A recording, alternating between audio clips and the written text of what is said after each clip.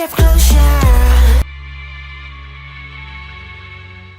So I know this is a lot, but I promise it's going somewhere, and I knew that it would take too much time to do this to get going. Hi, I'm Obi. Today I'm going to be talking to you guys about D.Gray-man. I've wanted to watch it for a while because it's like right up my alley. It's got like that obscure kind of like deep lore of like just off-kilter historical biblical weirdness that I just really enjoy. So we've talked about Studio TMS Entertainment before whenever we talked about Dr. Stone. And I wrongfully said that they didn't have much that they've made, that they've been a part of, in part because they were a part of D.Gray-man, which is indeed something of note, and therefore I retract my statement.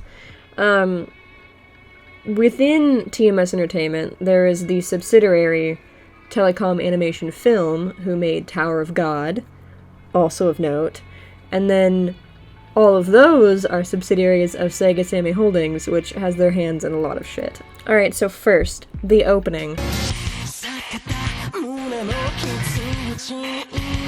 It's definitely giving me like that classic anime feel, but it's not necessarily good, we just like the energy. We definitely like what it brings, and what it brings to the table is exactly what we want for this era. Exorcists, chosen by God himself. They exist to destroy the evil that lurks in the darkness. An evil that brings pain and suffering to the world. There's a kind of directness in this anime style. A lot of things are very explanatory. A lot of situations are very contrived. Innocent people have been disappearing in here. How many times do I have to tell you this building's cursed? Listen, Charles. We're going in there no matter what. But it's still beloved. It's a beloved anime style, and it's just that classic, we're gonna tell you what's up, and you're gonna listen. And you know what? People listened. In this episode, we meet Alan Walker, our special white-haired male protag, which we love. And we learn about Akuma. Akuma are somewhere between spirits and demons. Akuma literally translates to devil, I believe. But they didn't translate that. They just called them Akuma, even in the really bad dub. And they're created by extreme grief in loss. Specifically, to my understanding, the grief of the person who dies. But I could be wrong. They inhabit dead bodies, and in some cases, they pretend to be human. That's as it's presented in, like, the first episode. We get more visuals of them later on, and I really don't think they meant what they said there. Because they're giving me more like general demon, not like pseudo-vampire demon, like in Demon Slayer. Those are not quite demons. These are different. They're also not tulpas, like in Toilet Bound Hana Cocoon. Those are really fun. They're definitely their own thing, the Akuma, and that's nice. We do love to see that. What's odd is that they're almost somewhat mechanical, which is kind of interesting. And they're sometimes very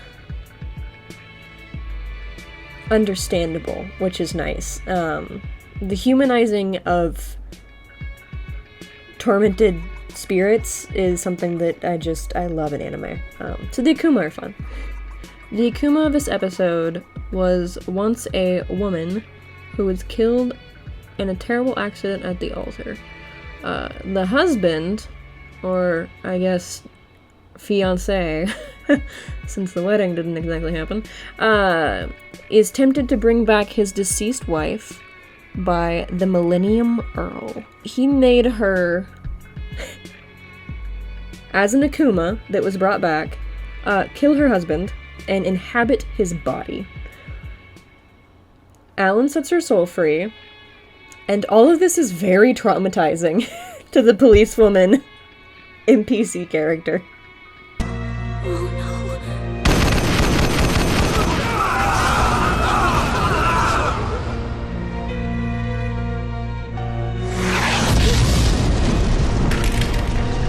Captain! Oh my god. And there's something about that it feels a little bit like Rose in Fullmetal Alchemist. I'm gonna keep going back to that. I kind of want them to go back to that poor policewoman from the first episode in D.Gray-man, because she has it rough. The reason why I bring up Fullmetal Alchemist Edward Elric, his conversations with Rose about alchemy, things like that, is that Alan straight up tells the normies all about Akuma and exorcisms and everything. Your suspect is what's called an Akuma. They're common, and they're very deadly to humans. It will keep killing until we stop it, and it's important that you make the first strike before it becomes too strong. Akuma? This is an anti-Akuma weapon. Now, is anyone familiar with exorcists? Don't worry. I'm a clergyman whose sole mission is to hunt Akuma. And it's just very blunt and unprofessional to be telling someone about something that they shouldn't know. On some level, I don't think that you have to have some kind of like special vision or anything to see the Akuma. In the same way, alchemy was a common... Well, it was commonly understood in the world of Fullmetal Alchemist, but the way that Edward explains alchemy, it feels more composed and carefully stated and well written, to be frank. Alan's just like, sup, there's Akuma afoot, and we're gonna deal with it. And I'm just like, okay, Alan. If that's what you say, Akuma afoot, huh? Akuma afoot.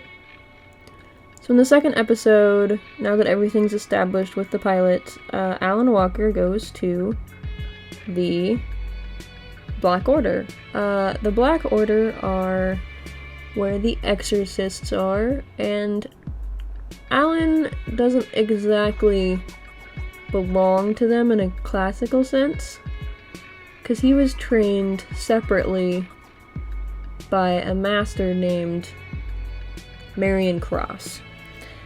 And Marion Cross is a little bit of a weirdo, and what you quickly learn is that most of the Order of the Black Cross are a little bit weird, especially the Exorcists, and almost entirely the Exorcists. They're kind of the elites, so they kind of get away with whatever they want. Who in their right mind would build a headquarters in a place like this? You know, Alan gets it. Alan asks the real questions. You're either fearless or stupid for showing your face here alone. Hold on, I think there's been a misunderstanding. Mighty Mugen Unsheathed!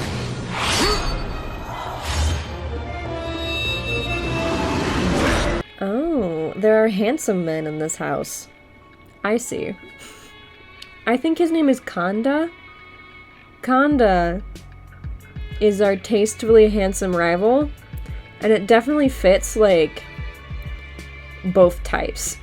Because, like, most of the people that I know who, like manhwa and, like, have, like, favorite boy characters in anime, it's either, like, the white-haired one, who's, like, anywhere on the spectrum of personality, to be honest, or the strong, dark-haired, long... Oh, even short. Ooh, the strong, dark-haired type. One of those two, and here we have both. And that is precisely what everyone wanted. They definitely understood the assignment. Oh, Interesting. You're a parasite type. Wait, I'm a what? Yes. Anyone who can turn their body into a weapon has a type. Your parasitic type is one of the rarest forms of all anti-Akuma weapons. So Alan is cursed. And part of his curse has to do with his exorcism weapon, the hand. Apparently it's a parasite type weapon, and extremely rare. Assumedly that relates to what his curse is, but we really don't find out. And the answer could simply be that the parasite itself is the curse. However, the other exorcists' weapons aren't referred to as curses, which seems a little bit off. And that isn't explained at all. But despite the fact that Alan is an adamant and enthusiastic exorcist, the rest of them still talk behind his back because of his curse, which may or may not be his special weapon. So kind of like a backhanded situation where it's like, you're special! Sucks to be you! So I'm just gonna let you know, they go all the way back with exposition in this episode. And the thing is that a lot of it is still very unclear at the end, but they still present it. And what they present is 7,000 years of history to do with God and the Crystal of Innocence, Noah's flood in which they destroyed the Millennium Earl and themselves, the Exorcists. Both the humans and the Millennium Earl returned and are now slowly working themselves back towards that same destruction.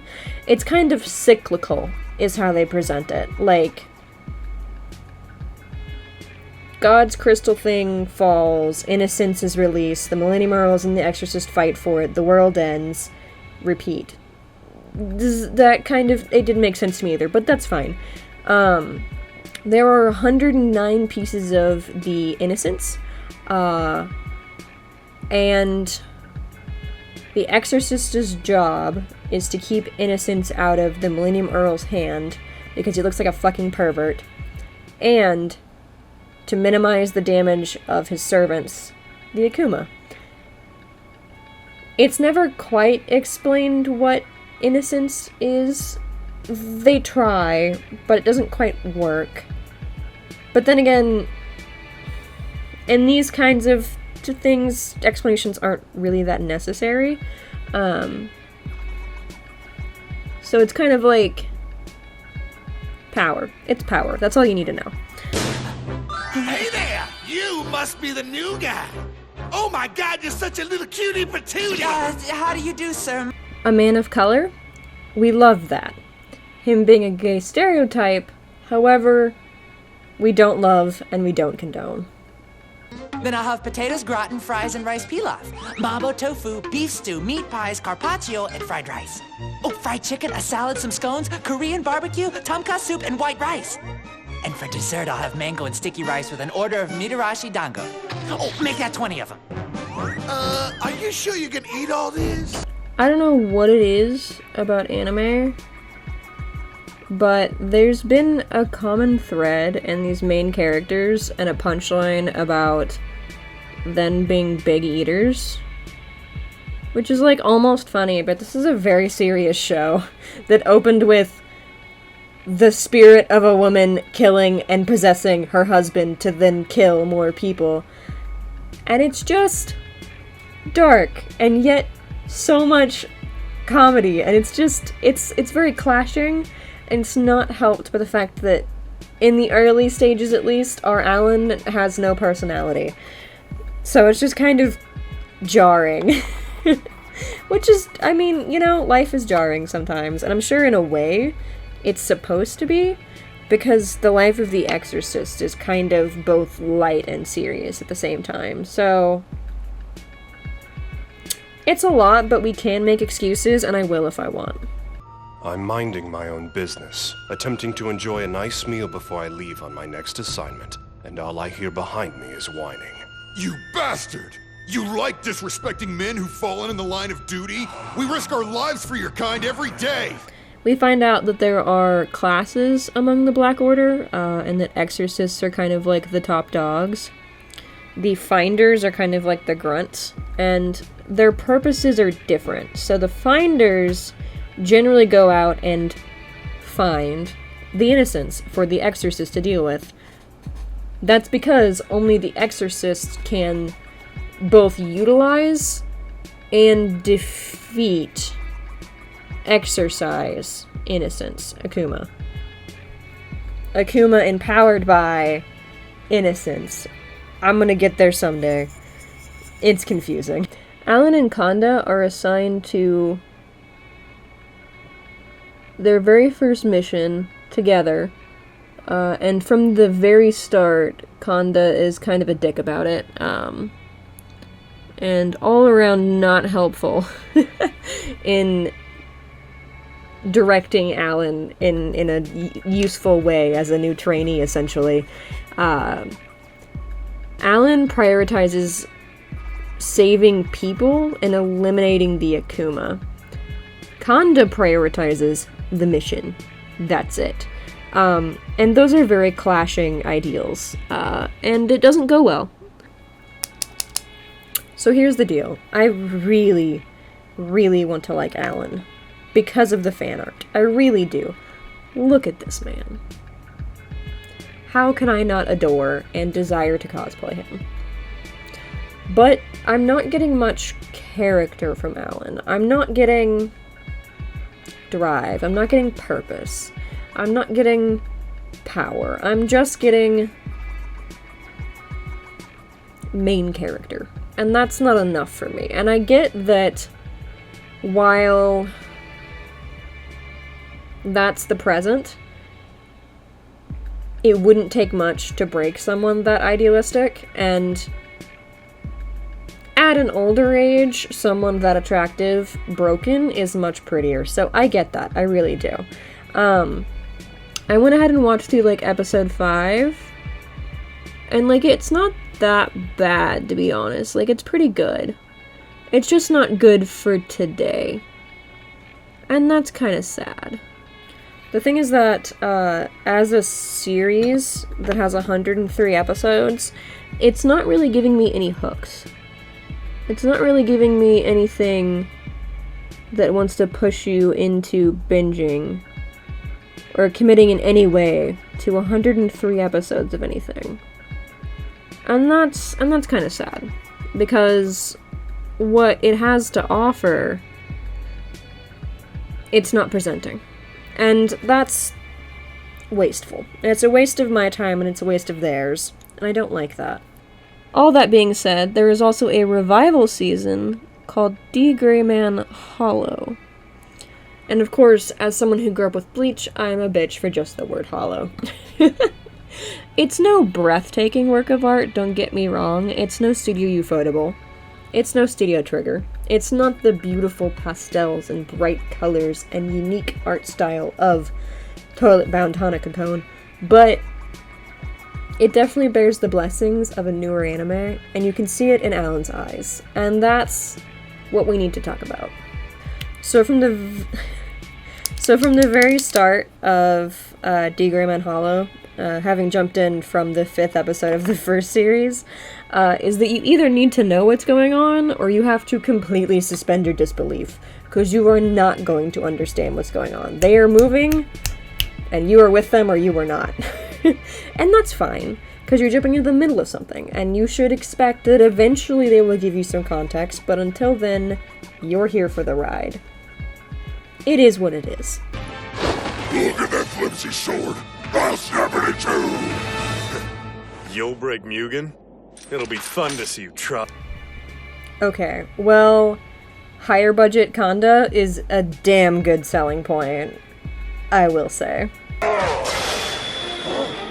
The language you're spewing forth, that is unquestionably no way to speak to a lady.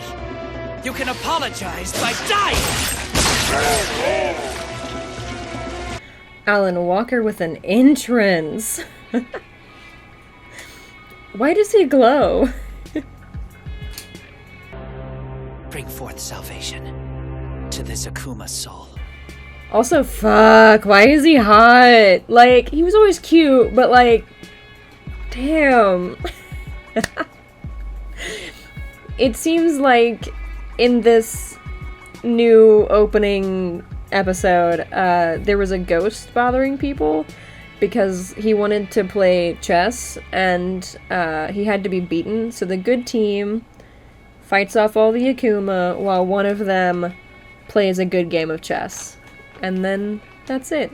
Which is iconically D.Gray-man to my understanding. So that's nice. And then there's the opening.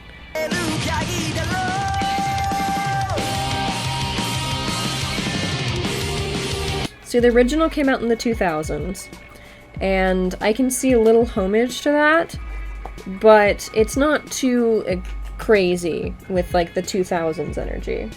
It's fine. It suits the show relatively well.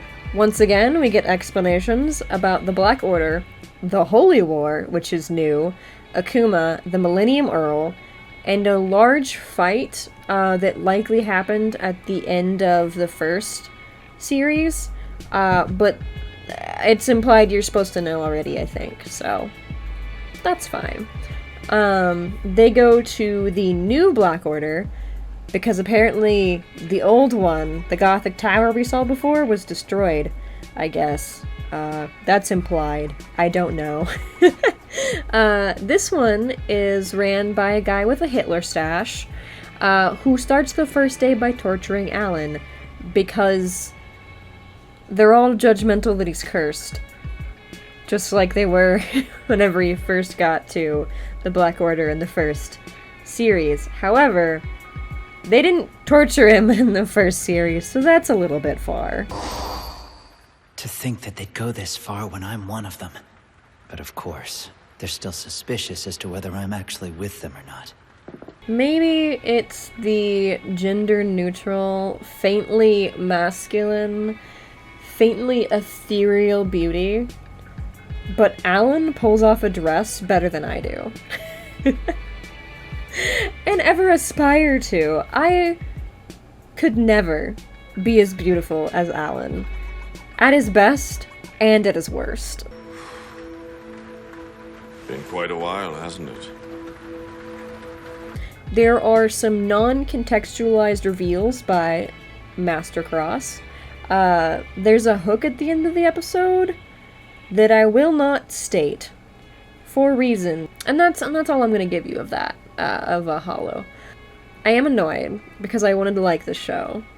I'm not as distraught and angry as I was about Devilman Crybaby because I really wanted to love and cosplay Ryu. Not worth it. It's so bad. This is not as bad as Devilman Crybaby, for sure. And I know just a little bit of what's upsetting to me is that I can't justify ever cosplaying Tasha Godspell from Witch Hunter, the manga, that's objectively very bad. But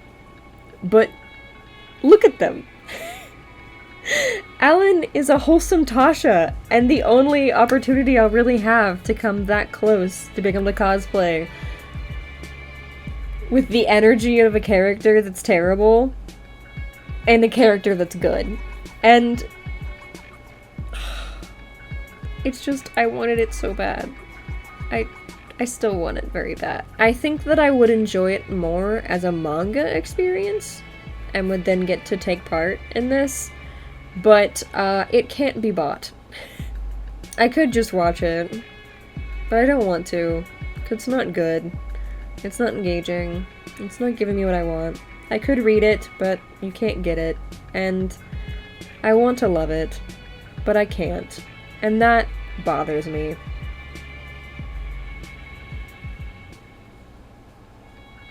And that's it. That's my take on D.Gray-man Hallow and D.Gray-man Regular. It could be everything I ever wanted, but it's not. Bye. Okay, so hear me out. I might be right. Shall we make Alan sparkle today? We shall. Oh my god.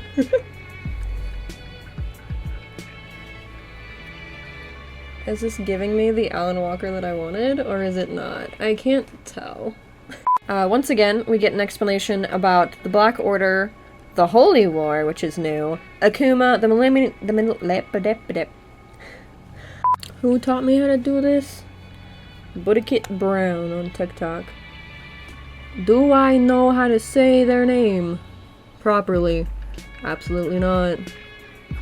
Do I still appreciate everything they do on TikTok? And their little guidance like this? Yes.